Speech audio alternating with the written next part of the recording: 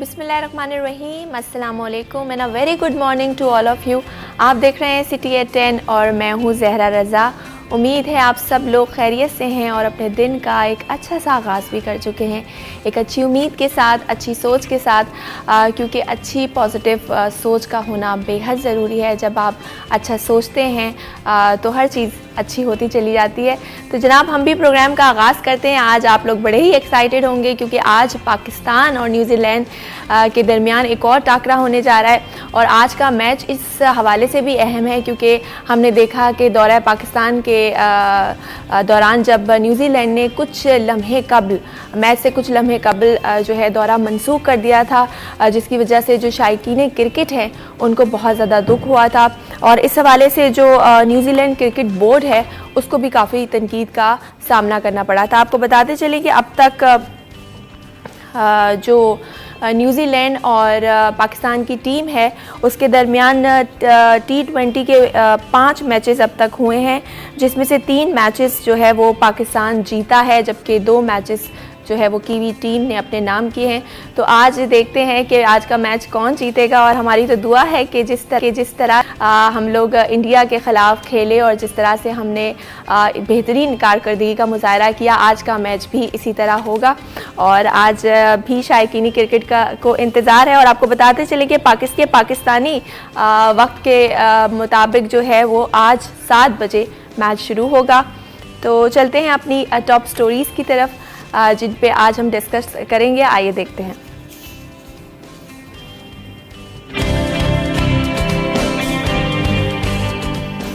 नस्ला tower अब तक क्यों नहीं गिराया, अदालत इंतजामिया पर बरहम। सुप्रीम कोर्ट ने नस्ला टावर 1 हफ्ते में गिराने का हुक्म दे दिया।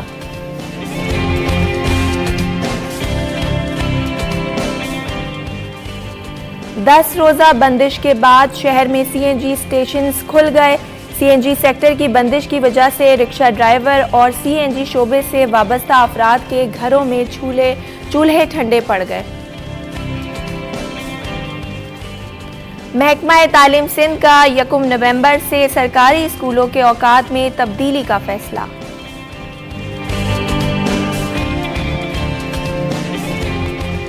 का इंकशाफ है। कोरोना वायरस फिर कयामत ढाने लगा। एक रोज़ में कराची में ये वबा मज़ीद 3 अफराद की ज़िंदगियां निकल गया। शहर में गुज़िश्ता 24 घंटों में कोरोना के मज़ीद 60 केसेस रिपोर्ट हुए। जी, आज की टॉप स्टोरीज़ इनको हम डिटेल में डिस्कस करेंगे और लेकिन इस ब्रेक के बाद हमें ज्वाइन करेंगे हमारे गेस्ट जो कि सीनियर रिपोर्टर हैं इक़्तिदार अनवर साहब। तो लेते हैं एक छोटा सा ब्रेक, उसके बाद ये सारी स्टोरीज़ जो हैं वो डिस्कस करेंगे।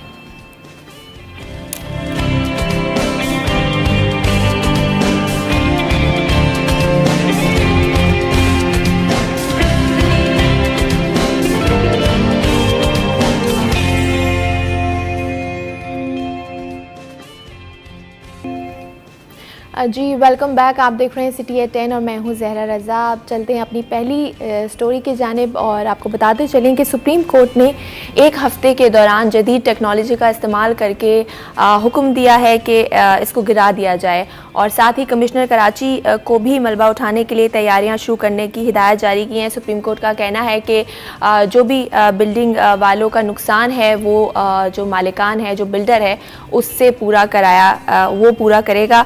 इस हवाले से बात करेंगे कि ये जो अहकामात जारी किए गए हैं सुप्रीम कोर्ट की जानिब से, इस पे अमल दरामद फौरी तौर पर किस तरह से हो सकेगा। हमें ज्वाइन किया है इक़्तिदार अनवर साहब ने जो कि सीनियर रिपोर्टर हैं, उनको वेलकम करते हैं। अस्सलाम वालेकुम। थैंक यू ज़रा। कैसे हैं सर आप? आपकी दुआ से। सही, जो सुप्रीम कोर्ट ने 1 हफ्ते के दौरान नस्ला टावर को गिराने का हुक्म दिया है और अगर बात की जाए वज़ीर आला सिंध की तो उनको अहकामात जारी किए गए हैं, तो आपको लगता है कि ये जो CM साहब हैं वो 1 हफ्ते में ये अमल दरामद करा सकेंगे? देखें ज़रा, सबसे बड़ा मसला ये है कि कल भी CM साहब ने ये कहा कि ऐसा कोई मसला नहीं है, गिरा तो वो सकते हैं, लेकिन इसके अंदर जो नुक्से अमन के जो मसाइल हैं वो पैदा हो जाएंगे। अगर आप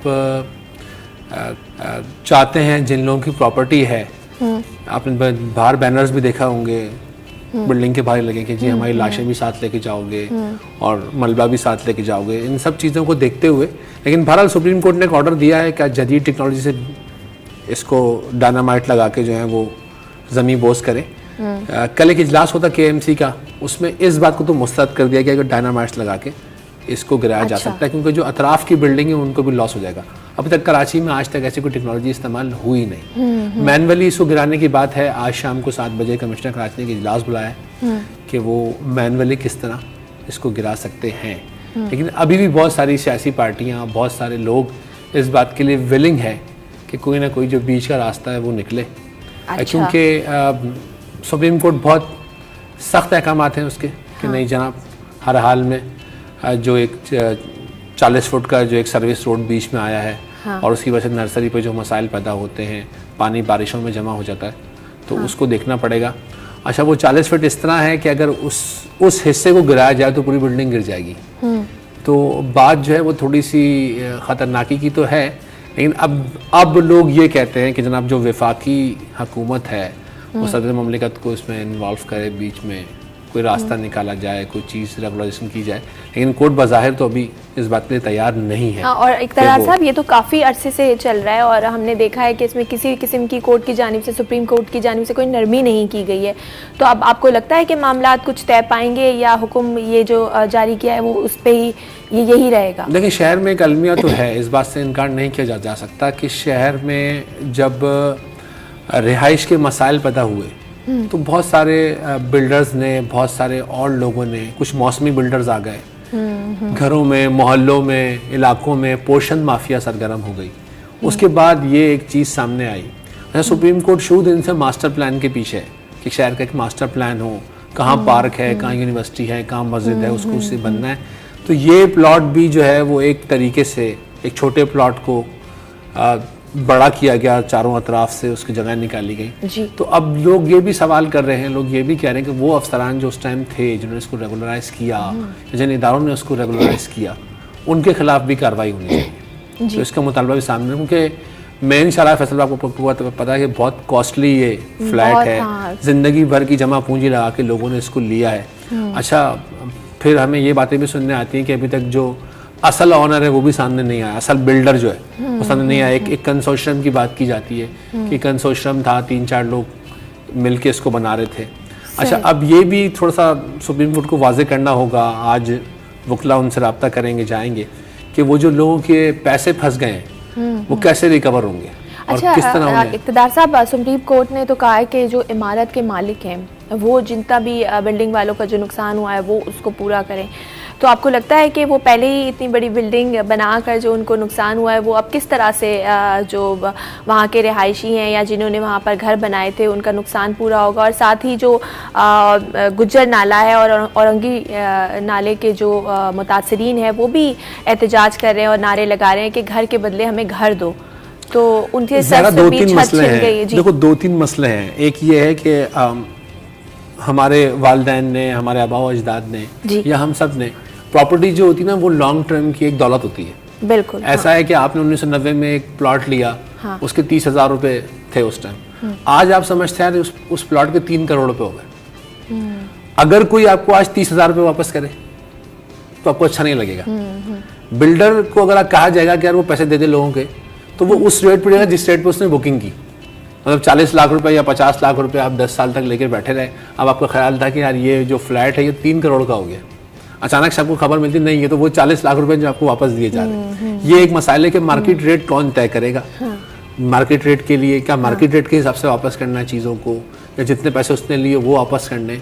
अच्छा, फिर एक नहीं है, मेरे ख्याल से इस बिल्डिंग के अंदर कोई 40 के करीब यूनिट है। तो उनके पैसे, नीचे कमर्शियल दुकानें, उनके पैसे, आपने एक इन्वॉल्वमेंट की थी, मेरे वालिद ने, आपके वालिद ने, कि यार यहाँ पे एक शॉप खोल लेंगे, एक अच्छा सा शोरूम खोल लेंगे। अब वो नहीं रही इन्वेस्टमेंट। बिल्कुल आपने सही कहा इक़्तिदार साहब। एक लास्ट सवाल और वो बार बार मैं पूछती हूँ, आज भी पूछना चाहूँगी कि जब ये इमारतें बन रही होती हैं या गैर कानूनी तजावुज़ात कायम किए जा रहे होते हैं, बिल्डिंग्स खड़ी की जा रही होती हैं, तब ये इंतज़ामिया कहाँ होती है? देखो, इसमें कोई कार्रवाई नहीं होती। दो चीज़ें इसमें, दो चीज़ें। शहर में बिल्डर्स ने लोगों को इतना परेशान किया मतलब ऐसा हुआ शहर में बहुत सारे मंसूबे, शराय फैसल पर, एमजी रोड पर इतने बड़े बड़े मंसूबे हैं जो आज तक पाया तकमील तक नहीं पहुंचे जी। तो ऐसे में लोगों को रेडी टू लिव चीज चाहिए थी, मतलब जल्दी से हम लें और उसमें रिहाइश अख्तियार करें। तो वो जो लोगों की जल्दबाजी थी उसने एक कराची में टर्म आई चाइना कटिंग। तो चाइना कटिंग के प्लॉट सामने आने लगे, उन पे पोर्शन बनने लगे, आपने फौरी तौर पे पैसे दिए और 2 महीने बाद रिहाइश अख्तियार कर ली। ऐसा नहीं है कि आपने बचपन से आपके अब्बू ने बुक कराया था, अब बड़ी हो गई, शादी हो गई, अपने घर चली गई, वो फ्लैट आज तक मिला ही नहीं। तो इस चीज़ ने जो लोगों में डाला, तो इसमें न फिर 2 नंबरियाँ भी हुई। बहुत सारे ऐसे प्लॉट, बहुत सारे ऐसे जो आंखों से ओझल थे, उन्हें ला के निकाल के बीच में रखा गया। हाँ, यही वो बात है जो तो तमाम सियासी जमातें कर रही हैं और सुप्रीम कोर्ट ने भी कहा है सिंध गवर्नमेंट को कि उन अफसरान का भी तयन करें कि जिसने इस प्लॉट को इजाद किया। मतलब ये थी तो 80 गज की जगह, लेकिन इसे जब बड़ा किया उन्होंने तो 200 गज तक पहुंचा दिया। तो वो जो अतराफ के सर्विस रोड गए, जो नाले की ज़मीन गई, जो पार्किंग की ज़मीन गई, जो रफाई प्लॉट गए, उन अफसरान के गिर्द जो है वो घेरा तंग करने के लिए कहा गया है। और ज़रूरी है एक कार्रवाई अगर आप करेंगे, एक किसी को रोल मॉडल बनाएंगे ना, तो ही बाकी लोग जो है इस तरह का वाकयात नहीं होंगे, क्योंकि जब बिल्डिंग्स करप्शन नहीं होगी बेसिकली। हाँ, मतलब उसमें है कि आप मतलब लोग जिस चीज की डिमांड बढ़ जाती है ना, मतलब शहर में डिमांड बढ़ गई कि यार फौरी तौर पे घर चाहिए, तो इस किस्म की चीजें फिर सामने आने लगी। तो ख्याल था रिहाइश इख्तियार कर लेंगे तो कुछ होगा नहीं, लेकिन सुप्रीम कोर्ट ने भी कहीं ना कहीं गहरी नजर रखी हुई थी। वो एक मिसाल कायम करना चाहती है। अब वो मिसाल कहीं से शुरू होनी है, चाहे वो नस्ला टावर हो या कोई और चीज, कोई और, तो मिसाल तो बनने जा रही है एक शहर में। जी सही कहा। चलते हैं अपनी अगली खबर की जानिब, और अब हम बात करेंगे तरफ हम बात करते हैं महंगाई की, कि मुल्क भर में महंगाई इतनी ज़्यादा है जिसने आवाम की कमर तोड़ दी है। और फ्यूल प्राइसेस की अगर बात की जाए तो हमने देखा पेट्रोलियम मसनूआत की कीमतें बढ़ गई, आसमान से बातें करेंगे। सीएनजी की बात की जाए तो उसकी भी कीमतें बढ़ गई हैं। एक तरफ कीमतें बढ़ रही हैं, दूसरी तरफ उसकी जो चीज़ है, चाहे वो अशिया ज़रूरिया हो या फिर गैस हो, उसकी शॉर्टेज का मामला है। हमने देखा कि 10 दिन तक कराची शहर, जो कि पाकिस्तान का सबसे बड़ा शहर है, 10 दिन तक सीएनजी स्टेशंस उसमें बंद रहे, जो कि आज खोल दिए गए हैं। लेकिन सवाल ये है कि वो लोग जो कि रिक्शा ड्राइवर्स हैं या जो सीएनजी सेक्टर के शोबे से वाबस्ता हैं, उन लोगों को कितना नुकसान हुआ। और हमने देखा कि स्कूल वैन्स ऐसी होती हैं जो कि इतनी पेट्रोल प्राइसेस अफोर्ड नहीं कर सकती, तो वो सीएनजी की तरफ जाती हैं। तो वो सारे लोग जो जिनकी गाड़ियों में सीएनजी लगी हुई थी, उनको बहुत नुकसान हुआ, यहाँ तक कि उनके घरों के चूल्हे ठंडे पड़ गए। इस हवाले से बात करते हैं। जी इक़्तिदार साहब, 10 दिन के बाद सीएनजी स्टेशंस खोल दिए गए। अब समझ नहीं आ रही कि मुबारकबाद दें, खुशी का इजहार करें या फिर गम का इजहार करें। अच्छा देखिए, कुछ चीज़ें हैं जो फैक्ट्स हैं। इस वक्त सिंध जो है वो पूरे मुल्क की गैस की ज़रूरत का 3/4 हिस्सा पूरा कर रहा है। पहले किसी ज़माना था कि बलूचिस्तान में गैस निकलती थी, लेकिन अब सिंध में सबसे ज़्यादा निकलती है। अच्छा, फिर बात ये, चूँकि हम ऐसे फार्मूले पे चलते हैं कि जनाब पानी अगर पंजाब से आ रहा है तो चारों सूबों को मिलेगा, गैस अगर सिंध से जा रही है चारों सूबों को मिलेगी, तो उसकी तकसीम के अंदर फिर मसाइल जो पैदा होते हैं। अब सरकार चाहती है कि आप ना LNG के ऊपर आ जाएं। LNG की अच्छा जो बुकिंग होती है वो 3-4 महीने पहले होती है, लेकिन हमारे पास अलमिया ये रहा है कि जब गैस बिल्कुल शॉर्ट हो जाती है उसके बाद हम जाते हैं कि यार वो LNG का जहाज़ आना है, वो जब जहाज़ आएगा तो क्लियर हो जाएगा। तो अभी मसाइल ये है। हाँ, अब मेरे ख्याल में CNG ज़्यादा महंगी है, पेट्रोल तो अब सस्ता है।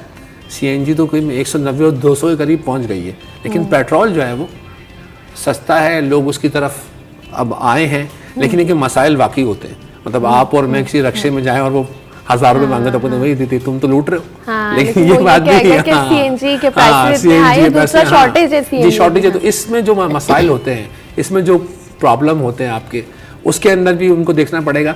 लेकिन ये कि चूंकि हम पाकिस्तान में ये फार्मूला तय है कि अगर गंदम पंजाब में हो रही है तो वो चारों सूबों को दी जाएगी, पानी की तकसीम का फार्मूला, इसने गैस की तकसीम का फार्मूला।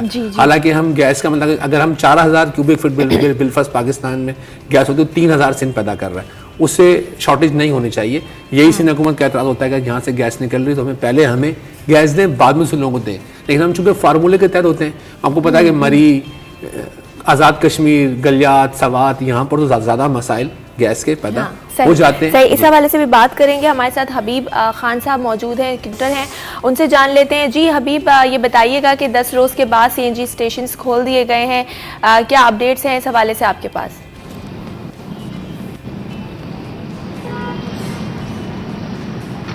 देखिए जी हबीब खान, आप 10 रोज से सीएनजी जो है वो बंद थी और जो सेक्टर से मुंसलिक। जी हबीब,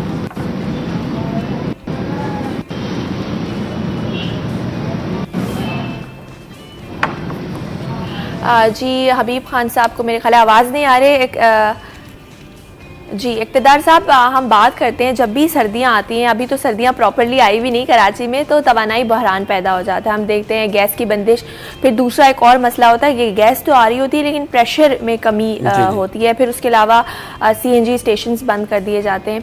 तो हुकूमत, आपने बताया जैसे अभी के जो हमारे ऐसे एरियाज़ हैं जहाँ गैस की बहुत ज़्यादा रिक्वायरमेंट होती है, कराची में तो इतने सिलेंडर्स या इस तरह की ज़रूरत नहीं होती, लेकिन जो घरेलू सार्फिन हैं उनके लिए भी गैस की जो प्रेशर है उसमें कमी की बायस बड़े मुश्किलात का सामना करना पड़ता है। तो हुकूमत कोई ऐसी हिकमत अमली क्यों नहीं बनाती? क्योंकि कई सालों से हम ये चीज़ देख रहे हैं। अच्छा देखो, मेनासल कौम भी ना हमें अब थोड़ा सा अपना किरदार अदा करना होगा जी। आज से 4 रोज़ पहले या 3 रोज़ पहले सोराबगोड के इलाके में एक कार्रवाई हुई। उन्होंने वहाँ पर एक पूरा नेटवर्क पकड़ा है। वो नेटवर्क जो है वो अपने बिल्डिंगों की छत पर गैस सिलेंडर से, गैस जनरेटर से बिजली पता करके इलाके में सप्लाई कर रहे थे।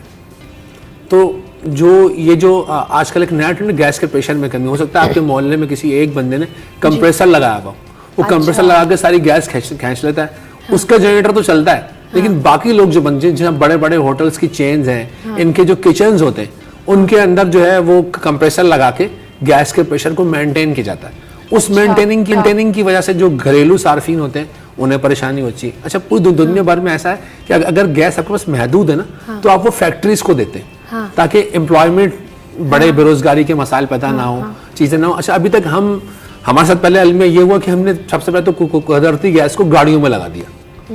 एक हमने जुल्म ये किया कि हमने एक ऐसी पॉलिसी लिया है कि जनाब गाड़ी जो है वो गैस से चलेगी। अच्छा, फिर हम इतने आदी हो गए कि हमने फ्यूल को पीछे छोड़ दिया। अब जब सर्दियां आती हैं, जाहिर सी बात, जब पाकिस्तान की पॉपुलेशन बढ़ी है, एक टाइम जब पाकिस्तान की पॉपुलेशन 12 करोड़ थी, उस टाइम तो अब 21 करोड़ से भी ऊपर है। तो जब डिमांड और सप्लाई का फर्क सामने आ जाता है। अच्छा, फिर प्रॉब्लम यह है कि पाकिस्तान में इतने सारे मसाइल हैं, गर्मियों में बिजली नहीं, सर्दियों में गैस नहीं, तो उसकी प्लानिंग एक करनी पड़ती है। अच्छा, वफाकी हुकूमत का प्रॉब्लम सारा ये है कि उसके मिनिस्टर्स बहुत जल्दी तब्दील हुए। मिनिस्टर क्या कि अपनी पॉलिसी जब वो आता है बेचारा, तो उसके सर पे एक नई चीज खड़ी हुई होती है। जी सही तो सर, हम इसकी प्लानिंग के हवाले से बात करेंगे, डिमांड एंड सप्लाई के हवाले से भी बात करेंगे। हबीब खान ने हमें दोबारा ज्वाइन किया है। जी हबीब खान, बताइएगा क्या अपडेट्स हैं? 10 रोज के बाद सीएनजी स्टेशन आज खोल दिए गए हैं।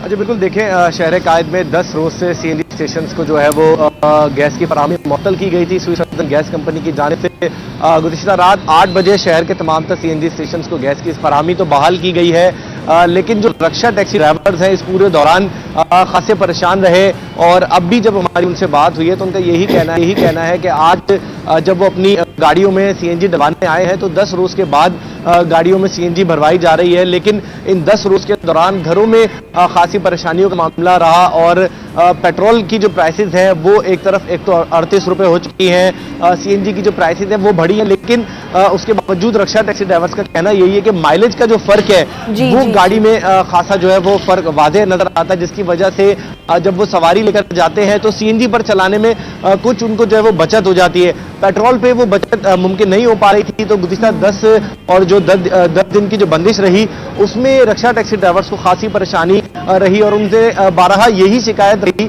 कि हुकूमत ने जो वादा किया था गुज़िश्ता साल जब ये मुआहिदा तय पाया था कि ILNG पर तब्दील होने के बाद कराची शहर और जो सूबा सिंध और सूबा बलूचिस्तान है, इन दोनों सेक्टर्स में और रीजन्स में जो है वो गैस की फराहमी बिला तातुल जारी रहेगी। सीएनजी सेक्टर को गैस की फराहमी बंद नहीं की जाएगी। उसके बावजूद जो है वो ये बंदिश का सामना करना पड़ रहा है। अभी अगर कराची शहर के हवाले से बात करें तो शहर में सर्दी इस तरह से अभी तक नहीं आई है। अभी यहाँ पर टेम्परेचर गर्म है और उससे कबल ही हम इस किस्म के इकदाम देख रहे हैं कि 10 रोज के लिए सीएनजी जो है वो बंद की गई। तो रक्षा टैक्सी ड्राइवर्स भी यही जो है वो परेशानी का इजहार कर रहे हैं कि हुकूमत की जानिब से जो यकीन दहानी कराई गई थी कि गैस की बंदिश अब नहीं होगी, लेकिन गर्मी का भी जो है वो मुकम्मल तौर पर खात्मा नहीं हुआ है, लेकिन सीएनजी की बंदिश का जो सिलसिला है वो शुरू हुआ, 10 रोज की बंदिश देखी, परेशानी का वक्त गुजारा, तो सर्दियों बिल्कुल, में यही परेशानी का इजहार कर रहे हैं कि सर्दियों में आने वाले दिनों में हो सकता है कि ये बंदिश जो है उसका दौरानिया बढ़ा दिया जाए और रोजगार मजीद जो है वो मुश्किलात का शिकार हो जाए। जी बहुत शुक्रिया, हमारे साथ मौजूद थे जो कि अपडेट कर रहे थे। सर अभी 10 दिन बाद जब इक़्तिदार साहब सीएनजी स्टेशंस खोले हैं तो जैसे हबीब ने बताया कि माइलेज का फ़र्क है, वैसे आपने भी कहा कि सीएनजी की प्राइस फ्यूल प्राइसेस से जो है वो ज़्यादा है, लेकिन माइलेज की वजह से जो गरीब रिक्शा ड्राइवर है या जो वैन चलाते हैं स्कूल की या जो और इस तरह के पिक एंड ड्रॉप सर्विसेज देते हैं, यूजली उनकी गाड़ियों में हम देखते हैं सीएनजी लगी होती है। अच्छा, हम बात कर रहे थे प्लानिंग की कि प्लानिंग और मनसूबाबंदी की। गैस के अगर मंसूबे देखे जाएं, जो कि तापी एक मंसूबा था और भी कुछ ऐसे मंसूबे जो कि लाइनअप किए हुए थे, वो कहाँ तक पहुँचे हैं? कोई प्रोग्रेस है उनमें? देखिए पहले मैं आपको एक बात क्लियर करूँ, 10 दिन बाद जब सीएनजी खुलेगी ना तो कोई भी रिक्शा ड्राइवर अपने रिक्शे में डायरेक्ट सीएनजी नहीं डलवा सकता, क्योंकि वो जो एक फिल्टर होता है उसको आपको चेंज करना पड़ता है और वो फिल्टर जो पेट्रोल का आदि होता है। अगर आप अचानक आज सीएनजी डलवा देंगे तो रिक्शा मिसिंग करेगा, खड़ा हो जाएगा, उसमें वो काम कराना पड़ेगा। तो अगर आपने एक दफ़ा रिक्शे को कन्वर्ट कर लिया है अपने पेट्रोल के ऊपर, तो आपके लिए बहुत मुश्किल होता है कि उसको दोबारा सीएनजी पर लेकर आए। या तो आपको रिक्शा खड़ा करना पड़ेगा, वरना अगर आपने उसका फिल्टर चेंज किया तो आपको दोबारा से एक बार फिर फिल्टर चेंज करके उसको एक नया खर्चा 1000 रुपए का, 2000 रुपए का, और कोई नुकसान भी हो सकता है? नुकसान नहीं होगा, इंजन आदि हो जाता है पेट्रोल पे चलने का। पेट्रोल की जो माइलेज है वो कम होती है, लेकिन जो उसकी इंजन की लाइफ है उसको बढ़ाती है। सीएनजी में अगर 1 kV का तो वो 1/2 kV का वो उसका होता है असर। अच्छा, दूसरी बात है प्लानिंग की। प्लानिंग का फुकदान है, इसमें कोई दो राय नहीं है। पिछले 3 साल में 3 फाइनेंस मिनिस्टर तब्दील हुए। इसी तरह गैस के जो वजीर थे वो भी, तवानाई के वजीर वो भी तब्दील हुए। कभी उमर अयूब आ जाते हैं, कभी कोई और आ जाते हैं, कभी कोई और आ जाते हैं, तो इसमें प्लानिंग का फुकदान है। अच्छा, हमें फिर ये होता है ना कि देखिए प्लानिंग 6 महीने पहले होती है। जुलाई में आपने LNG को बुक करना है कि वो दिसंबर में आपको चाहिए। उस टाइम अगर आप जुलाई में बुक करेंगे तो वो आपको पड़ेगी LNG लिक्विड नेचुरल गैस जो है आपकी, जिसके जहाज टर्मिनल से आते हैं, लाइटर में देखा होगा आपने जो गैस होती है, वो चीज़ें होती है। उसमें जो प्रॉब्लम है सारे का सारा, वो अगर आप नवंबर में बुक कराएंगे तो वो डबल कीमत में मिलेगी, फिर उसका असर ये आएगा, कीमतें बढ़ जाती हैं। तो प्लानिंग पहले करने का, अगर जनवरी में आप बुकिंग कराएंगे तो जुलाई में आपको मिलेगी, जुलाई में आप बुक कराएंगे तो दिसंबर में मिलेगी। लेकिन अगर आप एक महीने चीज़ मंगाएंगे तो वो चीज़ महंगी मिलेगी। अच्छा, आप बात रही टापी मंसूबे की, बैन अल-अक़वामी प्रेशर है कुछ।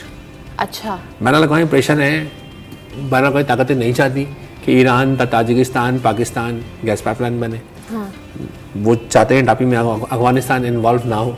बहुत सारी और मजबूरियाँ होती हैं ना, तो उसके अंदर जो है वो मंसूबा अभी तक कहीं पहुँचा नहीं, खड़ा हुआ। हाँ, लेकिन सिंध में, बलूचिस्तान में, पंजाब में ऐसी हमारी नेचुरल गैस फील्ड है जो खुदाई से हमें गैस मिल रही है। एक टाइम था जब बलूचिस्तान में गैस निकलती थी, अब सिंध में गैस निकलती है। बहुत सारी ऐसी फील्ड हैं जहाँ से बड़ी तादाद में गैस आ रही है, लेकिन फिर वही कि हमारी ज़रूरियात बढ़ गई हैं। एक तो हमने क्या करा कि कारोबारी सेक्टर को इन्वॉल्व करने के बजाय हमारी जो फोकस था, पहले CNG सेक्टर पे रहा, उसके बाद घरेलू सेक्टर पे रहा, अब हम आगे कहते हैं नहीं जनाब, हमने फैक्ट्री लगानी है। तो रोज़गार के मौके जितने गैस से जो चीज़ पेट्रोल से बननी है, डीजल से बननी है, फर्नेस ऑयल से बननी है, बिजली की मिसाल लें, अगर वो गैस से बनेगी तो ज़्यादा सस्ती मिलेगी, पानी से बनेगी ज़्यादा सस्ती मिलेगी।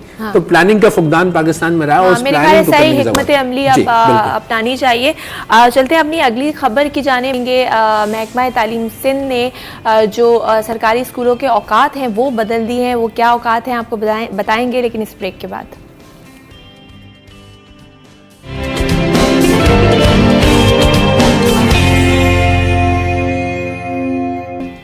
जी वेलकम बैक, आप देख रहे हैं सिटी एट 10। मैं हूं ज़हरा रज़ा और स्टूडियो में हमारे साथ मौजूद हैं इक़्तिदार अनवर साहब, जो कि सीनियर रिपोर्टर हैं।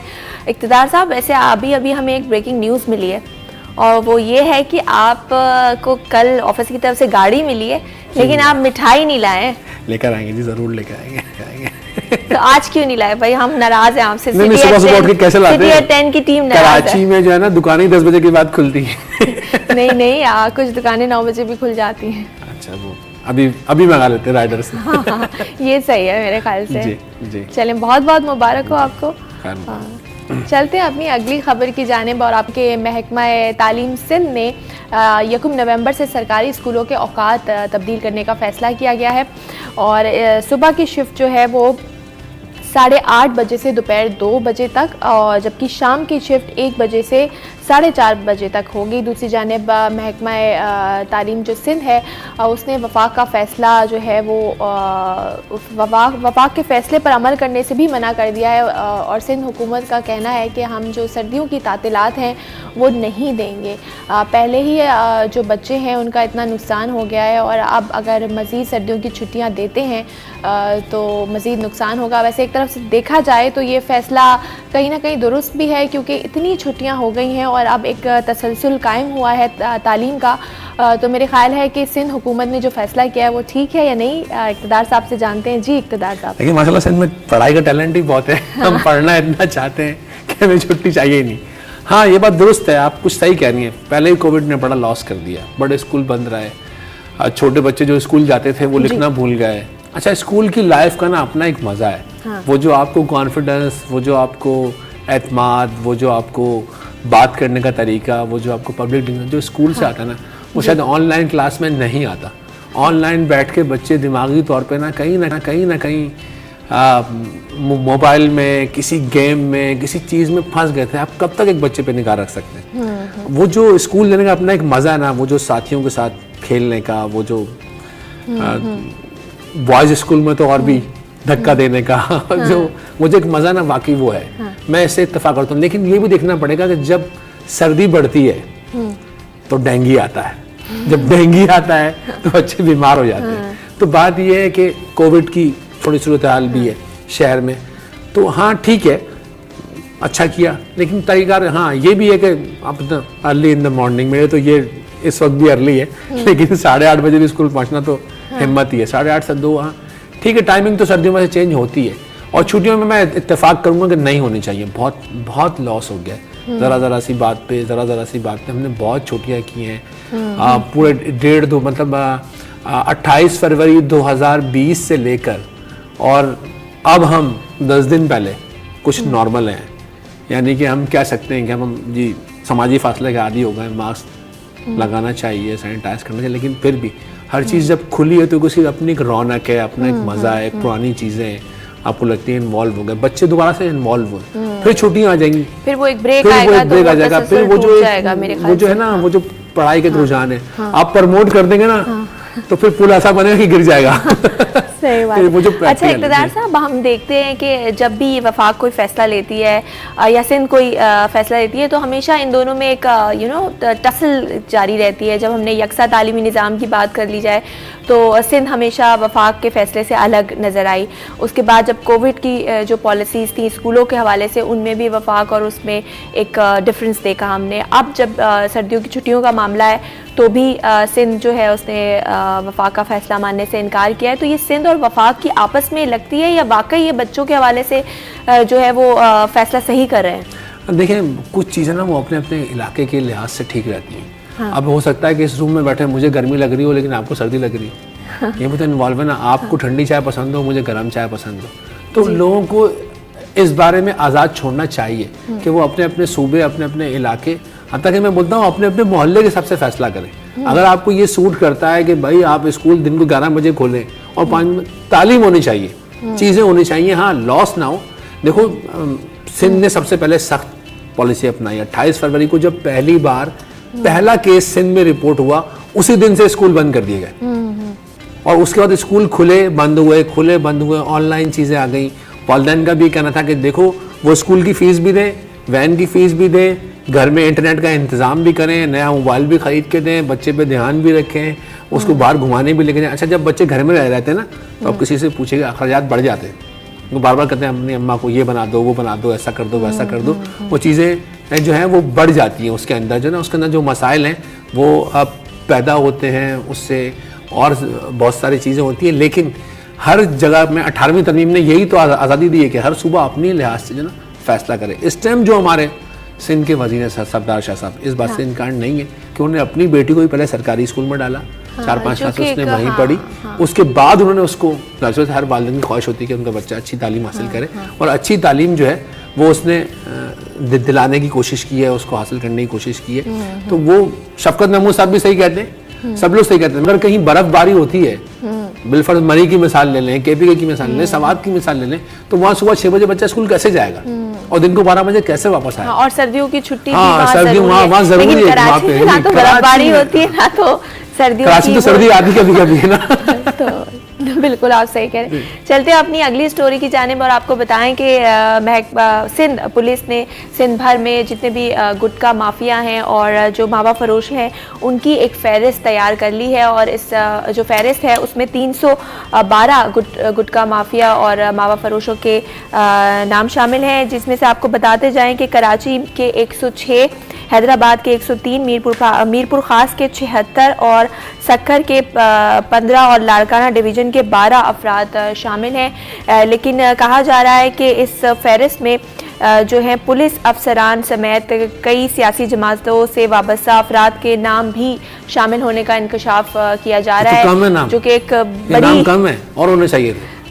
सर ये जो 312 अफराद की जो फहरिस्त जारी की है, सबसे इम्पोर्टेंटली इसमें कहा जा रहा है कि पुलिस एहलकार और जो सियासी जमातें हैं उनके भी कुछ इंकशाफ हो रहा है कि उनके नाम भी शामिल हैं। क्या कहेंगे, क्या उनकी सपोर्ट के बगैर इन्वॉल्व ऐसा उन्हें हो नहीं सकता ना। हाँ। आप कहते हो कि ना यार वो चरस, अफ्यून, फलाना हाँ। ये चीज, ये तो उससे भी खतरनाक है। सीधा कैंसर, सीधा ना। हाँ। कई लोग, कई हमारे साथी, कई हमारे गरीब लोग बेचारे, बल्कि अमीर लोग भी, गरीब क्या अमीर लोग भी, ऐसी मावा खाने की आदत है उन लोगों को कि वो बात आपसे बात ही नहीं कर पाते ना। प्रॉब्लम ये आप बात करो जवाब नहीं दे पाता बेचारा, और आखिर में क्या होता है अंजाम, सिर्फ एक दांत की खराबी से काम शुरू होता है और फिर वो इतना खौफनाक किस्म के कैंसर में तब्दील हो जाते हैं ये चीजें। कई बार ऐसा हुआ कि कार्रवाई, अब हाई कोर्ट ने डंडा उठाया, ये भी कोर्ट का है, उसने कहा जनाब अगर पुलिस वाला इन्वॉल्व है, खाता हुआ देखें आप, तो पहले उसके खिलाफ कार्रवाई करें। जब तक वो कार्रवाई में इन्वॉल्व नहीं होगा, और आपको पता है पूरे इलाके बिकते हैं, पूरे थाने बिकते हैं, पूरी चीजें बिकती हैं सरपरस्ती में, एक तरफ से दूसरी तरफ चीजें जाती हैं, और वो जिस अंदाज से बनता है ना, आप सोचें दीवार पे रंग करने वाला चूना और खजूर की गुटलियां और लोगों का पान की पीक का कत्था उसमें शामिल करके डाला जाता है, और कौन कौन से गैर कानूनी तंबाकू, उसमें क्या बेड़ा गर्क हो जाता है इंसान का। क्या वो आपको पता है, बहुत सारे ऐसे हमारे लोग हो गए थे, जानने वाले दोस्त अहबाब, ये कि वो मुंह खोल ही नहीं सकते थे। बिल्कुल आपने सही कहा, और इक़्तिदार साहब बड़े ही अफसोस की बात कि हमारे मुल्क में जो मुंह का कैंसर है उसकी तादाद बहुत ज़्यादा है, और वजह यही है कि जिस हिसाब से मनों और टनों के हिसाब से ये गुटखा तैयार किया जाता है, ये भी एक पूरा माफिया है। और अब हमें जब हाई कोर्ट ने जो इसको भी पकड़ा है, तो उम्मीद है कि ये चीज़ भी हमारी सोसाइटी से कम होगी। मज़ीद बात करेंगे, लेकिन फ़िलहाल वक्त हुआ एक ब्रेक का, कहीं मत जाइए, देखते रहिए सिटी एट 10।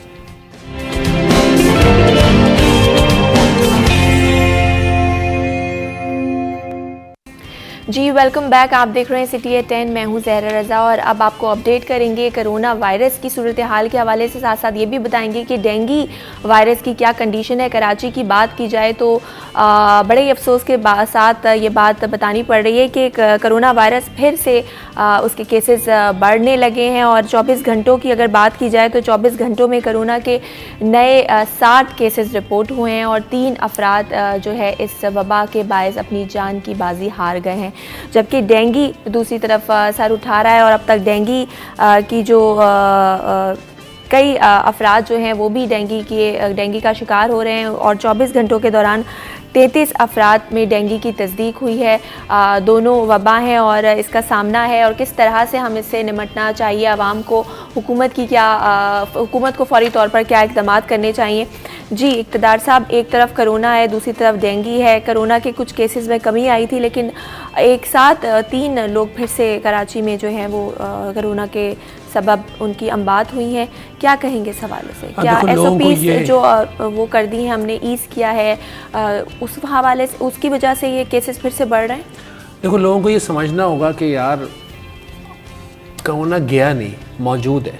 अभी भी सर्दी जब होती है, सर्दी के अंदर आपको खांसी, नज़ला, ज़ुकाम, ये शिकायत रहती है, और फिर वही बात होती है, घर में जो आपके बूढ़े वालिदैन हैं ना, उनकी हिफाजत करें। हो सकता है आपका इम्यून सिस्टम बहुत मजबूत हो, आपको कोरोना का वो वार अटैक ना करता हो, लेकिन आपकी वजह से कोई और शख्स जो है ना वो उसके अंदर इन्वॉल्व हो जाएगा। खासतौर पे वो आपके वालिदैन होंगे, वो आपके कोई दोस्त अहबाब होंगे, कोई ऐसे कमज़ोर बहन भाई होंगे, कोई ऐसे कमज़ोर दोस्त होंगे जिनका इम्यून सिस्टम इतना मजबूत नहीं है। तो कल 3 अफराद का मरना, बहुत दिनों बाद कराची में 3 अमवात हुई, तो वाकया अलार्मिंग है। क्योंकि अब आप देखें ना, अब आप बेदरेक ठंडे पानी का इस्तेमाल, कि सर्दी आ गई है, लोग सर्दी में आइसक्रीम खाना पसंद करते हैं, हाँ। सर्दी में कोल्ड ड्रिंक, चिल्ड बिल्कुल कोल्ड ड्रिंक पीना पसंद करते हैं। तो वो ये है कि वो हो सकता है आप ठीक हो, लेकिन आपकी वजह से आपका कोई घर वाला, और जब वो नहीं होगा ना अगले साल किसी बहुत इवेंट पे, तो आप उसको बहुत मिस करेंगे। बहुत एक बात सिलसिले। और इक़्तिदार साहब, जब हमने देखा कि अभी कारोबार जो है वो 7 दिन कर दिए गए और पब्लिक प्लेसेस पे भी जो है वो उस तरह की रिस्ट्रिक्शन नहीं है। आज़ादी एंजॉय करने में तो मास्टर है ना। हाँ, लेकिन आज़ादी आप एंजॉय करें, लेकिन वही फिर SOPs आप फॉलो नहीं करते, मास्क नहीं पहनते। यार अभी तो मैं रास्ते में मास्क पहन कर, तो लोग मुड़ मुड़ के मुझे देखते, पता नहीं क्यों मैंने ऐसा क्या काम किया। कल मैं एक इलाके में गया, मैंने मास्क पहना हुआ था, मैंने देखा लोग मुझे इस तरह क्यों देखा, तो मैंने अच्छा मैंने मास्क पहना था। सूरत हाल ऐसी है। मेरे ख्याल है आप तकरीबन 2 साल गुजर गए और हमें इस बात की एक्सेप्टेंस आ जानी चाहिए, तो आदी होना चाहिए ना, आदी हो जाना चाहिए, और आप अपनी SOPs जारी रखें और उसके साथ ही सारे काम जो है जारी रखें। अच्छा, बात आप लोगों मतलब ये जो आवाम है वो जब भी गैर संजीदा होती है, हाँ, उसके बाद जिंदा रहोगे ना तो एंजॉय करोगे। जिंदगी पहले अहम है, जिंदा होगे तो सारी चीजें एंजॉय होंगी। बात रही डेंगू की, आपको पौधों से बहुत मोहब्बत है भाई, आप घर में गार्डनिंग भी करते हैं, चीजें भी करते हैं, लेकिन भाई उन गमलों में पानी ना खड़ा होने दो। घर के बाथरूमों में जो बाल्टियां भर के रखते हैं, कराची में पानी का बड़ा फुकदान है, लोग पानी जखीरा करके रखते हैं, जखीरा करके रखें, तो फिर इस्तेमाल शुदा पानी में भी फिर स्प्रे करके रखें, या तो फिर उसको चेंज किया करें वरना स्प्रे करके करें। क्योंकि डेंगू साफ पानी का मच्छर है, वो गंदे पानी से उसका कोई ताल्लुक नहीं है। और मैं आपको ये बता दूं कि 20 अक्टूबर तक कराची में 2000 से ज्यादा केसेस थे, आज वो केसेस बढ़ के तकरीबन 2300 पहुंच गए हैं। डिस्ट्रिक्ट सेंट्रल और डिस्ट्रिक्ट ईस्ट सारे डेंगू का 60% है। मतलब गुलशन इकबाल, वाटर पम्प, गुलबर्ग, इन इलाकों में, वहाँ इलाके हैं जहाँ लोगों के बड़े बड़े घर हैं, लोगों को गार्डनिंग का बहुत शौक है, लोग अपने गार्डन में बैठते हैं। मैंने फिर एक दिन पहले प्रोग्राम में आपको कहा था कि देखो अब सर्दी आ गई ना, फुल कपड़े पहनने पड़ेंगे। अब कोई टार्जनिंग नहीं है कि आप हाफ टी शर्ट पहन के और शॉर्ट पहन के बैठे हुए हैं, और ये बिल्कुल मगरिब के बाद आपने अपने कमरे में बैठना है। जो भी इस्तेताद के मुताबिक है, आप कोई क्रीम लगा लें, कोई ऑयल लगा लें, कोई और चीज़ लगा लें, कोई मच्छर जलेबी जला लें, कोई एंटीसेप्टिक स्प्रे कर दें, लेकिन आपने खुद इसकी हिफाजत करनी है और नीम हकीम खतरा जान नहीं बनना। जब आपको प्रॉब्लम आए, 2 दिन में बुखार ना उतर रहा हो, बुखार रात में हो रहा हो, सर चकरा रहा हो, उल्टी आ रही हो, कमज़ोरी फील हो रही हो, तो डॉक्टर के पास जाना है।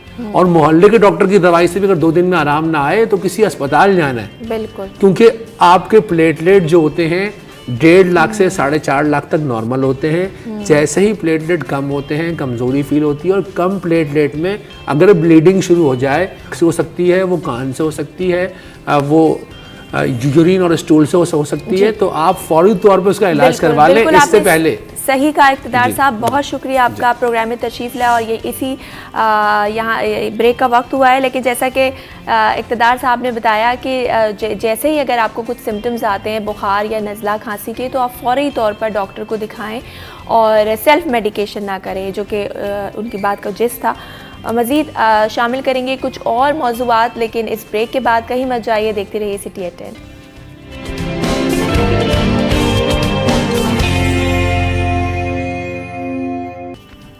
जी वेलकम बैक, आप देख रहे हैं सिटी एट 10, मैं हूँ ज़हरा रज़ा। और अब हम एक बहुत ही अहम मौजू के हवाले से बात करेंगे। CPLC की बात की जाए तो CPLC की जब हम नाम सुनते हैं तो हमारे जहन में ये चीज़ आती है कि अगर किसी का मोबाइल छिन जाए या किसी की गाड़ी छिन जाए, तब जो है वो CPLC से रब्ता किया जाए। लेकिन CPLC इसके अलावा बहुत सारी जिम्मेदारियां निभा रहा है, जिनमें से एक प्रोजेक्ट शनाख्त प्रोजेक्ट भी है। ये प्रोजेक्ट क्या है, किस तरीके से काम करता है और किस तरह से ये शहरियों की मदद कर रहा है, इस हवाले से जानेंगे। स्टूडियो में हमें ज्वाइन किया है आमिर हसन साहब ने, जो कि हेड हैं, प्रोजेक्ट हेड हैं शनाख्त प्रोजेक्ट के। CPLC से इनका ताल्लुक है। अस्सलाम वालेकुम sir, welcome to the show. Thank you.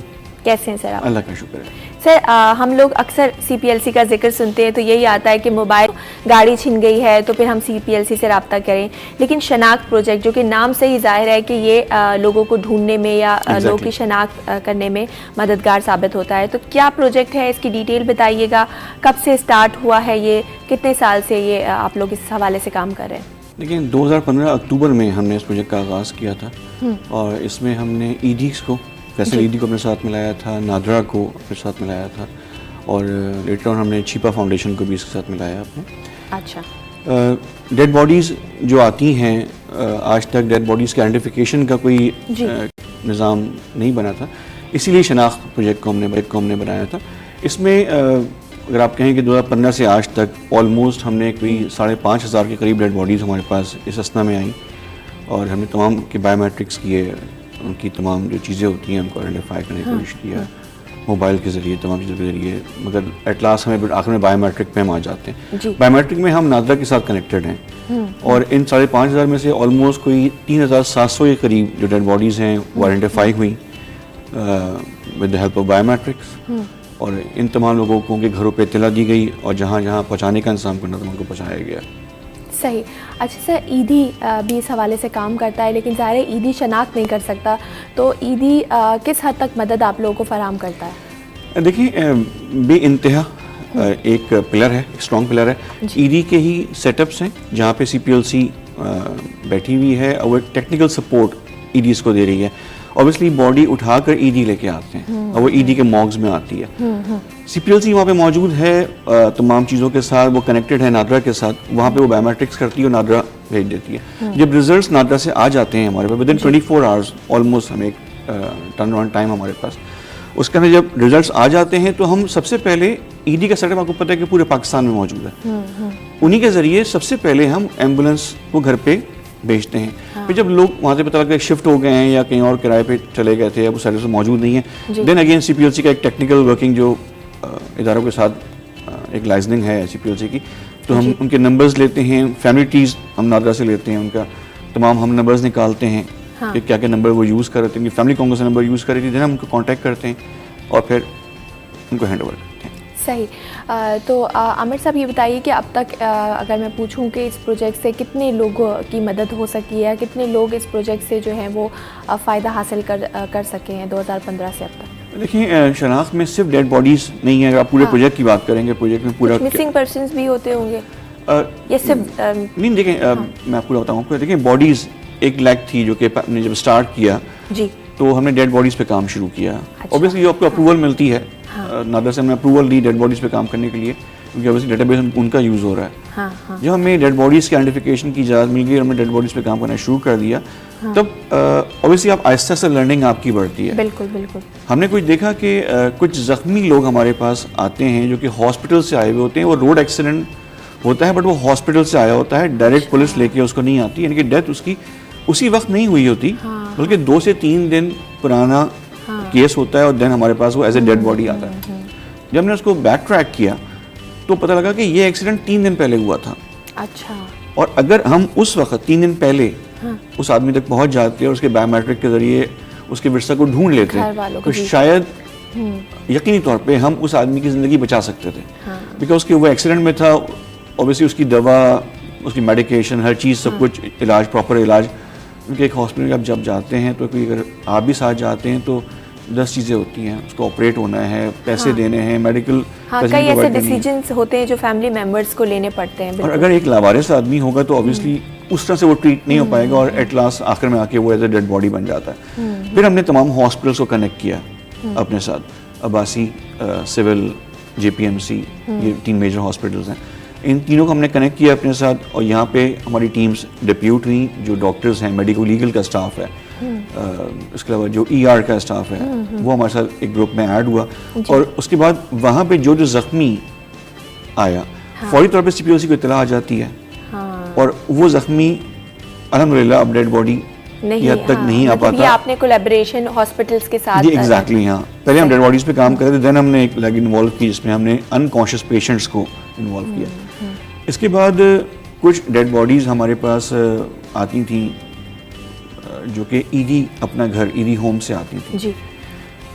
तो ऑब्वियसली हम उसको आइडेंटिफाई करते थे, उसमें हमारा रेशो थोड़ा सा इतना सक्सेसफुल रेशो नहीं हुआ हमारा था। फिर हमने उसको बैक ट्रैक किया गया, हमने कहा ये आदमी आ कहाँ से रहा है, तो हमने देखा कि एक ट्रैक हमारे सामने आया कि जो आज कराची ईदी होम में आदमी है वो सब कराची के लोग नहीं हैं। अच्छा। क्योंकि जब हमने आइडेंटिफाई करके डेड बॉडीज को हैंड ओवर करना शुरू किया तो दैट वाज अराउंड 60% जो थी डेड बॉडीज वो आउट ऑफ कराची के लोग थे। अच्छा। कराची के लोग नहीं थे। लेकिन वो ईदी वालों के पास। ऑब्वियसली उस पर हमने थोड़ी R&D करी अपनी, और हमें पता लगा कि लेट्स से एक आदमी मुल्तान में गायब हुआ है, तो फिर वो मुल्तान में गायब हुआ था, मुल्तान में जो वेसिनिटी थी वो छोटी थी ईडीज की, वो वहाँ से होता होता ईडी अपना घर में आ गया। इसका मतलब ये तमाम वो लोग थे जो कि मुल्क के मुख्तलिफ इलाकों में किसी भी वजह से, बूढ़े लोग होते हैं, डेमेंशिया होता है उनको, और भूल जाते हैं, एड्रेस भूल जाते हैं, फिर उनको ढूंढने में आगे पीछे हो जाते हैं। देन हमने उन पे काम करना शुरू किया, और अल्हम्दुलिल्लाह हमने कोई 1100 केसेस किए इस कैटेगरी के अंदर, और कुछ 550 लोग माशाल्लाह आज जिंदा लोग पूरे पाकिस्तान में अपने घरों तक जा चुके हैं। तो अगर आप ओवरऑल बात करें शनाख्त की सक्सेस के बारे में, तो ऑलमोस्ट कोई 3700 के करीब डेड बॉडीज हैंड ओवर कर चुके हैं। अनकॉन्शियस और जो ऐसे लोग होते हैं जो घर का रास्ता भूल जाते हैं, डेमेंशिया की वजह से होता है। ठीक है सर, आमिर साहब ये मुझे बताइए कि आपने जैसे कि अभी बताया कि डेड बॉडीज़ होती हैं अगर, तो वो उनके जो लवाहिकीन है उनके हवाले कर दिए जाता है, या कुछ ऐसे मिसिंग पर्सन जो कि बूढ़े हैं या किसी भी तरह अपने घर का एड्रेस भूल गए हैं, आप उनको उनके जो घर वाले हैं उनसे मिलवा देते हैं। लेकिन उन कुछ ऐसी भी डेड बॉडीज़ आती होंगी जो कि लावारिस होती होंगी, जिनका आपको ढूंढने के बाद भी कोई घर वाला या कोई रिश्तेदार नहीं मिलते होंगे, तो उन डेड बॉडीज़ का आप क्या करते हैं? वो ईडी के हवाले कर दी जाती है? बेसिकली डेड बॉडीज ईडी या चीपा में ही होती हैं जी। लेट्स से कि हमने सेंटर्स को हैंड ओवर कर दी, अब हमारे पास एक चीज़ बच गई है। बिल्कुल सही, अच्छा सवाल किया आपने जी। के लिए हम करते क्या हैं कि हम उनका एक तस्वीरी रिकॉर्ड मेंटेन करते हैं। सबसे पहले तस्वीरी रिकॉर्ड मेंटेन किया जाता है। दूसरा, जो एक्सीडेंट केसेस में होते हैं या जो ऐसे कुछ केसेस होते हैं जो मर्डर में कुछ केस सामने अभी हमारे आए हैं, तो उस केसेस के अंदर बॉडीज बिल्कुल खराब हालत में होती हैं, तो फिंगरप्रिंट्स आप नहीं ले सकते। इस केसेस के अंदर हमने जो सिंध फॉरेंसिक लैब है उसके साथ बातचीत की है, पुलिस के साथ हमारी एक अच्छी कोऑर्डिनेशन है। इस केस में हम उसका डीएनए सैंपल लेते हैं, आईओ के साथ जो इन्वेस्टिगेशन ऑफिसर होता है उसके अंदर डीएनए सैंपल लेते हैं, और ये प्राइमरी सैंपल जो है ये Sindh forensic lab Karachi university में जो कायम है उसमें जाके जमा हो जाती है। अच्छा, ठीक है, तो इसका जो डेटाबेस है वहाँ बन रहा है। इन द मीन वाइल अगर कोई आदमी आता है और अपने प्यारे को ढूंढ रहा होता है कि यार मेरा प्यारा मिल नहीं रहा, अब ऑब्वियसली हमने बायोमेट्रिक नहीं किया होता, फेस भी रिकग्नाइजेबल नहीं होता समटाइम्स, तो फिर वहाँ से एक मैच होने की सूरत हाल अभी मौजूद है कि अगर मिसिंग पर्सन कोई आता है, और क्योंकि हमने ऑलमोस्ट जितने भी केसेस आ रहे हैं इस तरह के अभी रिसेंट पास में, उनका हमने डीएनए पुलिस के थ्रू करवाया है, और वो सिंध फॉरेंसिक लैब का हिस्सा है वो डेटाबेस। इसके अलावा मैं एक चीज़ आपको और गाइड करूँ कि बहुत सारे केसेस हमारे पास तस्वीरी रिकॉर्ड से भी आए हैं, क्योंकि समटाइम फिंगरप्रिंट्स लोगों के एनआईसी बने हुए नहीं होते। हम पाकिस्तान ठीक है ऑलमोस्ट लोग बन चुके हैं, बट बहुत सारे लोग ऐसे हैं कि एनआईसीज नहीं बने हुए, तो या वो अंडर एज हैं, मतलब अंडर 18 हैं, तो उस केस में बायोमेट्रिक से वो वेरीफाई नहीं होते। हमने इसमें एक वेबसाइट भी एक लॉन्च की है, shanakhт.cplc.org.pk, उस पर भी आप जाके तमाम वो डेड बॉडीज जो कि हम आइडेंटिफाई नहीं कर पाए, उन तमाम की डिटेल्स उस वेबसाइट पे मौजूद हैं। अच्छा, और वन क्लिक पे उसमें फिल्टर मौजूद है। अगर आप एज के थ्रू देखना चाहें कि जो आपका प्यारा है उसका एज 19 से 34 था, आप 34 का ब्रैकेट लगाएं, उसमें आप नाम भी ना लिखें, ऐसे ना लिखें, सिर्फ सर्च करेंगे तो उस एज ब्रैकेट के जितने भी लोग मौजूद हैं शनाख्त के डेटाबेस के अंदर वो सामने आपके आ जाएंगे, चाहे वो जख्मी थे या वो डेड बॉडी थी जो कि हम आइडेंटिफाई नहीं कर पाए। तो ये दो तरीके हैं। बेसिकली डीएनए का भी एक अलग हमने इन्वॉल्व कर दिया है, वेबसाइट हमारे पास है, और तस्वीर रिकॉर्ड भी मौजूद है जो कि हम दिखाते हैं, और बहुत सारे लोग इस तरह आइडेंटिफाई हुए हैं। अच्छा सर, ये बताइए कि अगर कोई जो ये प्रोजेक्ट है शनाख्त, इसमें कोई रज़ाकाराना तौर पर शामिल होना चाहे, जैसे अभी ईदी है, छिपा आप लोग के साथ है, और भी कोई एनजीओज़ या कुछ इस तरह के काम कर रहे हैं, तो उसका क्या तरीक़ेकार हो सकता है? ठीक है, शनाख्त एक प्रोजेक्ट है, ठीक है, और उसके ख़ास पैरामीटर्स हैं, कुछ खास काम हैं। कोई भी आदमी आना चाहे, मतलब कोई भी, मैं इवन एक इंडिविजुअल तक की बात कर रहा हूँ, इंडिविजुअल तो ठीक है, they are most welcome. Obviously उस प्रोटोकॉल का हिस्सा बने और हमारे साथ हेल्प आउट करें, मतलब वी लव इट। ऑब्वियसली लोग चाहिए होते हैं। जैसे PIE का हादसा हुआ आपके सामने, नूरियाबाद का हादसा हुआ, तो ऑब्वियसली आपको लोग चाहिए होते हैं। बहुत सारे काम हैं, मैं इतने प्रोग्राम में वो सब कुछ ब्रीफ नहीं कर सकता, जितने काम जितने प्रोटोकॉल शनाख्त फॉलो करती है, उसमें डेफिनेटली लोग चाहिए होते हैं। बिल्कुल, आपने सही कहा। बहुत शुक्रिया आमिर हसन साहब, आप प्रोग्राम में तशरीफ़ लाए और बहुत ही अहम मालूमात आपने फराहम, मेजॉरिटी लोगों को नहीं पता थे इस हवाले से। मज़ीद बात करेंगे, लेकिन फ़िलहाल वक्त हुआ एक ब्रेक का। कहीं मत जाइए, देखते रहिए सिटी एट 10।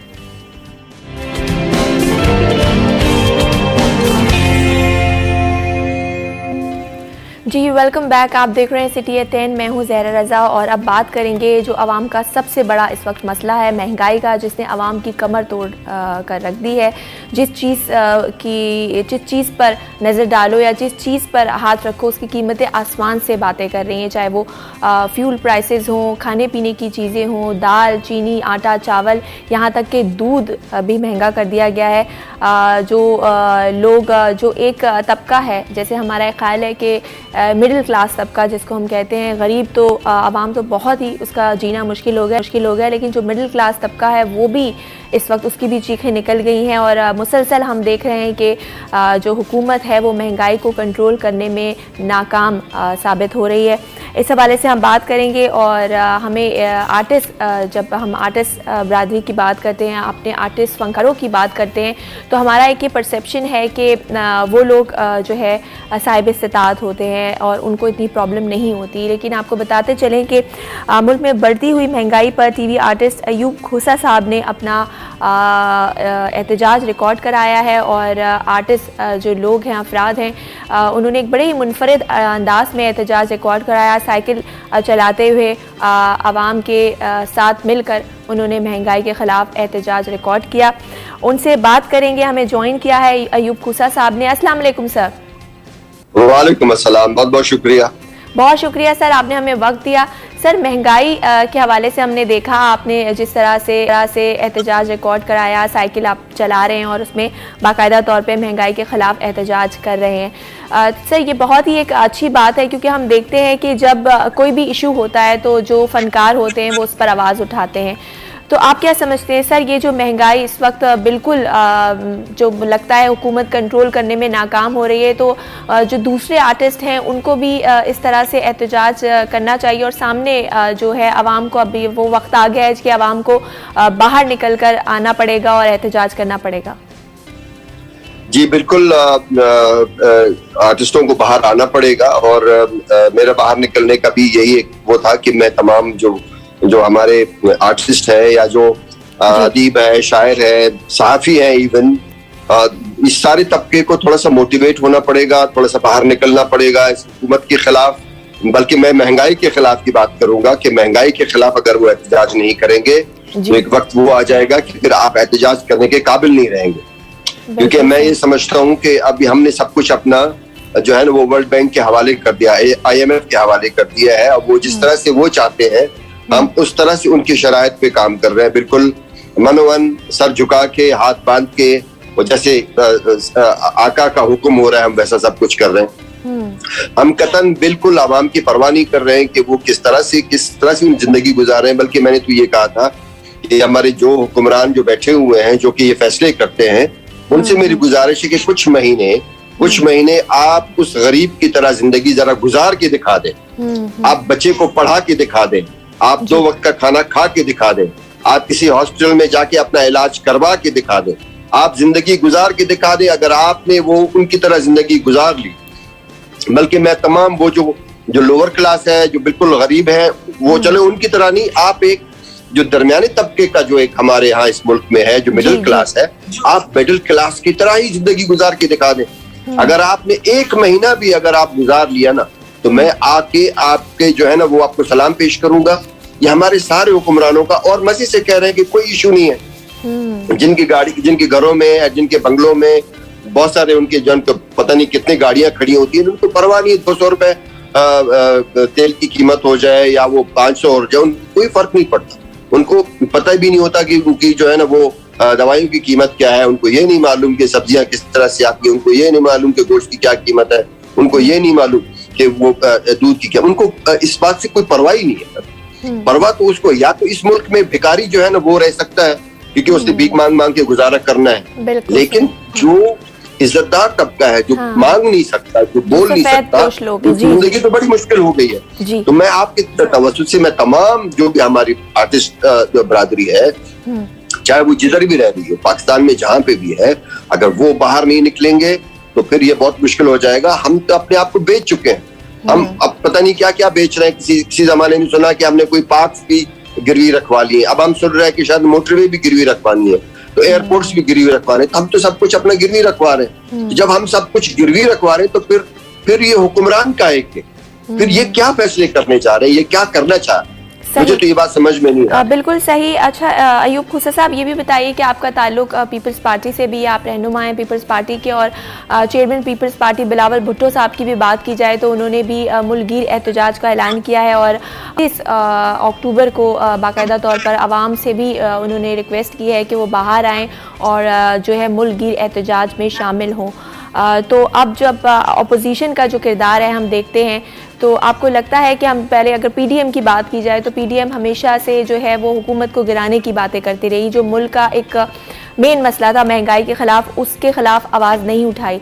लेकिन अब जब देखा जा रहा है कि महंगाई जो है वो सर पे से गुज़र गई है, तो अब कहा जा रहा है कि इसके ख़िलाफ़ मुल्कगीर एहतजाज होगा। तो अपोजिशन का जो किरदार है वो कितना इम्पोर्टेंट है, ये भी बताइएगा।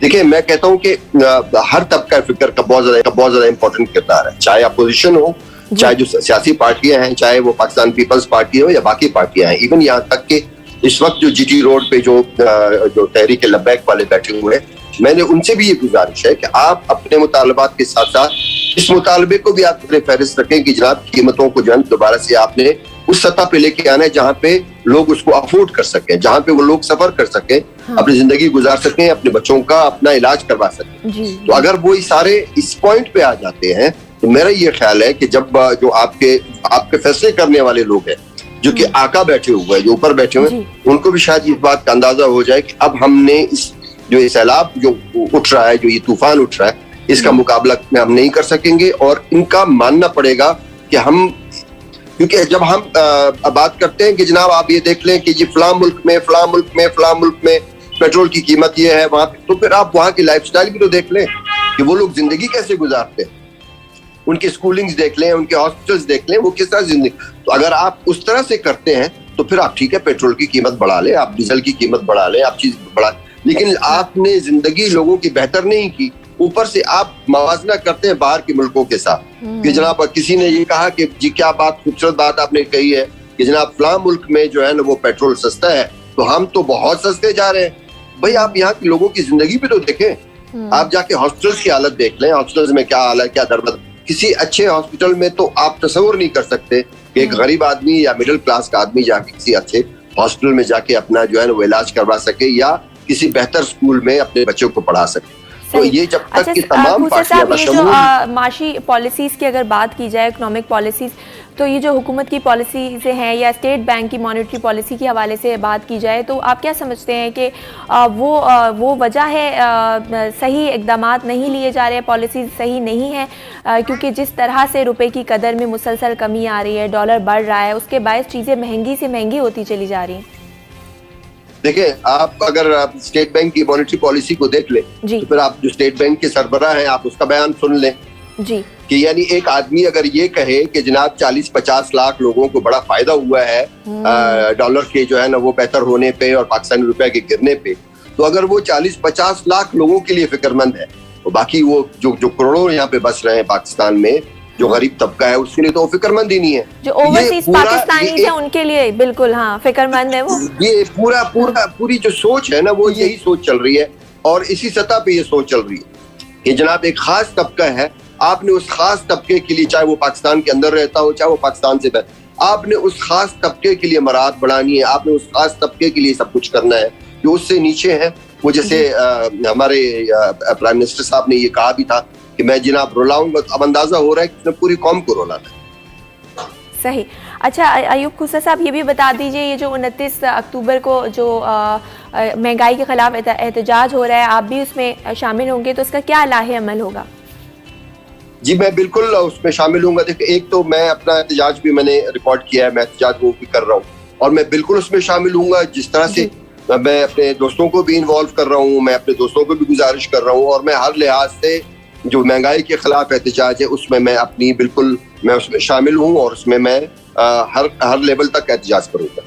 ठीक है, बहुत शुक्रिया अयूब खुसा साहब आपका, आपने हमें वक्त दिया। अयूब खुसा बहुत साहब शुक्रिया। मौजूद थे।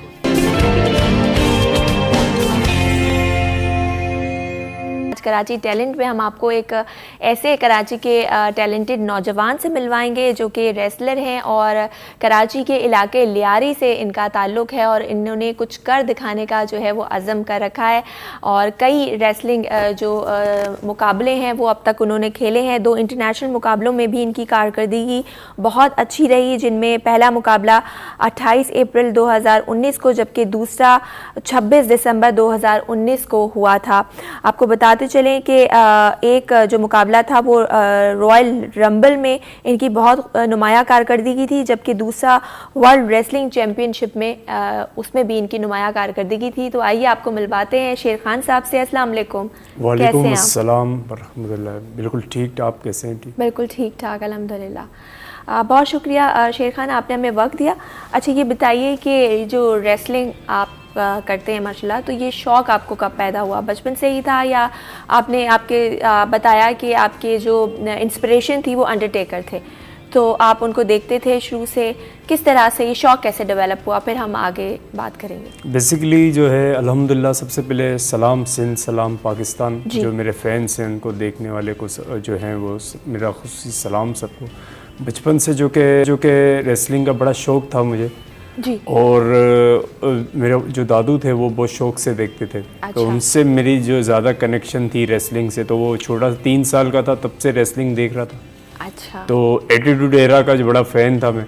हाँ। तो वो एटीट्यूड एरा जो है 2000 से लेके समथिंग 1998 उस वक्त में देखता था। Stone Cold Steve Austin, Triple H, the Undertaker, ये मेरे फेवरेट रेसलर्स है। द रॉक, डिवेन जॉनसन जो हॉलीवुड का स्टार है आज माशाल्लाह से जी, उनका मैं बड़ा फ़ैन था। तो मैंने कहा कि एक इंसान का एक आइडियल होता है, एक लेजेंड्स को कहते हैं ना कि लेजेंड्स को फॉलो करें तो लेजेंड्स।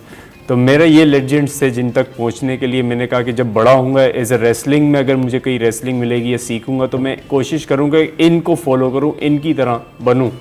तो अल्हम्दुलिल्लाह मैं जो कि 2018 में मैंने रेसलिंग ज्वाइन की, तो रेसलिंग में मेरे काफ़ी स्ट्रगल करने के बाद 2019 में मेरा जो था वो रंबल इन पाकिस्तान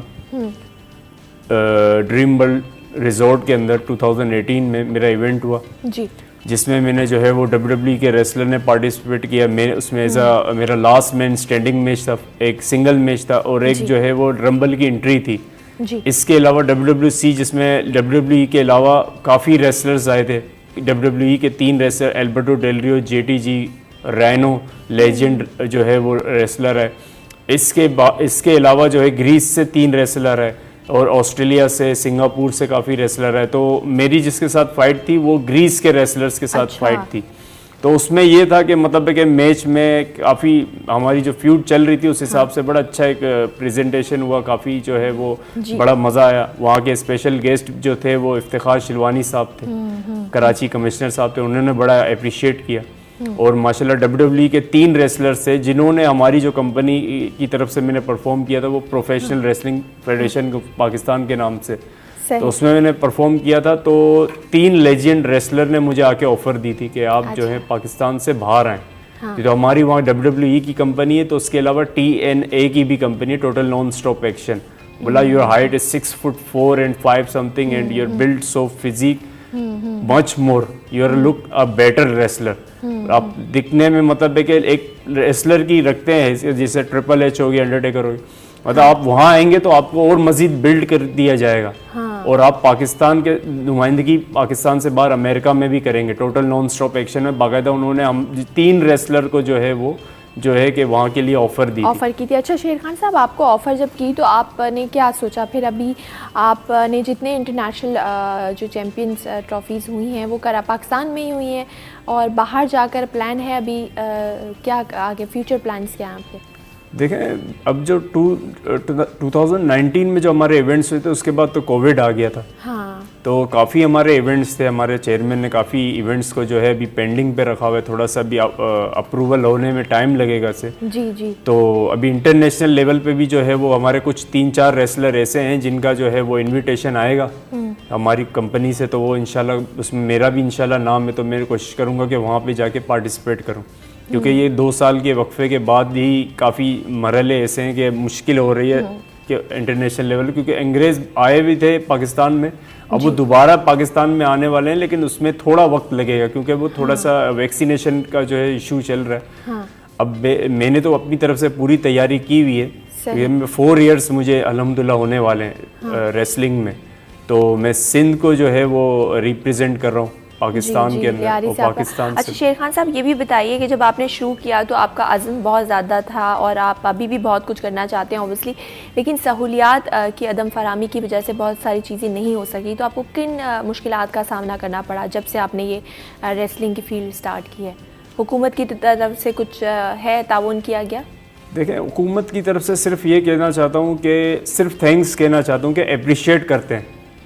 थैंक्स इस बात के लिए कहना चाहता हूँ कि गवर्नमेंट ऑफ पाकिस्तान के साथ कनेक्शन है मेरा, लेकिन थैंक्स इस वजह से कहना चाहता हूँ कि अप्रिशिएट करते हैं, सिंध गवर्नमेंट करती है, इसके अलावा पाकिस्तान एयर फोर्स है, पाक आर्मी है, रेंजर्स है, पुलिस है, ये अप्रिशिएट करती है। लेकिन अभी फाइनेंशियली कोई ऐसा सपोर्ट नहीं है, कोई मतलब है कि जैसे मैं पर्सनली अपनी जो है ट्रेनिंग जो है अपनी मदद, आप जैसे मिसाल के तौर पर मैं बॉडी बिल्डिंग करता हूँ, इसके एक्सपेंस ज़्यादा है, इसके अलावा मेरी बेसिक ट्रेनिंग है रेसलिंग की, तो वो मैं खुद करता हूँ, अपनी पर्सनल करता हूँ। इसके अलावा हमारे जितने भी लड़के हैं वो खुद अपनी ट्रेनिंग, अपनी चीज़ें ये खुद कर रहे हैं फ्यूचर में, इसको खुद अपने आप को, और पेरेंट्स का है सपोर्ट।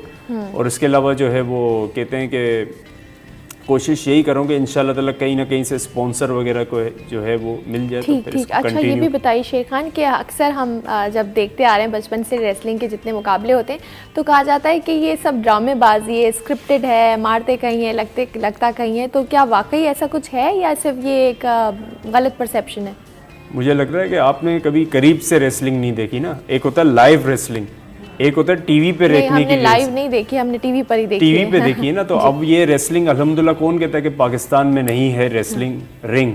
तो पाकिस्तान में अल्हम्दुलिल्लाह आप आएँ, रेसलिंग देखें, आप उसको करीब से देखेंगे ना तो आपको रेसलिंग, बिलफर्ज हमारे 2 इंटरनेशनल इवेंट्स हुए बाकायदा, उसमें जो है वो हार्डकोर मैच भी हुआ था, उसमें जो है वो हैवीवेट चैंपियनशिप के भी मुकाबले हुए थे। तो आप जो टीवी में देखते हैं वो जस्ट, तो फिल्म भी आप देख रहे होते हैं तो वो भी कहते हैं कि रियल में लग रही है, हालांकि दिस इज अ कहते हैं ना एंटरटेनमेंट लाइक।